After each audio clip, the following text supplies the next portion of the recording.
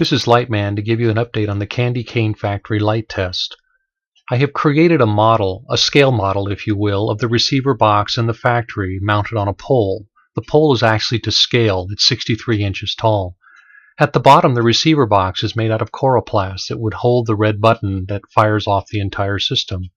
At the top is the factory, that would be actually the one that would hold the candy cane dispenser and all the lighting and sound amplification systems.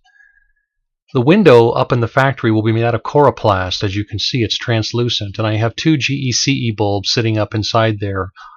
The remaining of the bulbs of the GECE string of 25 count goes down the pole every 3 1/8 inches apart. At the very bottom there are two GECE bulbs in the receiver box that allows it to light up separately.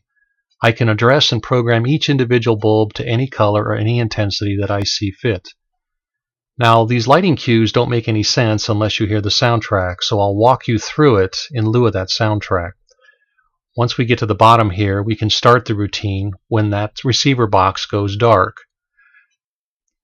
So what happens is the child walks up, presses the red button on top of the receiver box, and a whistle goes up. There's a buzzing sound, and the elves come awake with the lights lighting up in the factory. Once the elves are awake, they talk to the kids and say, hey, you want to get a candy cane made. Then they exclaim, Fred, turn on the machine. That flashing showed the electrical spark that occurs, and the left and right flashing of the blue bulb indicating that the factory is up and running. This would be supplemented with the steam engine, the rocker arm, and also the elf that moves to the side. Those effects would be sitting around this particular factory. Once the factory is done making the candy cane, it goes back to white.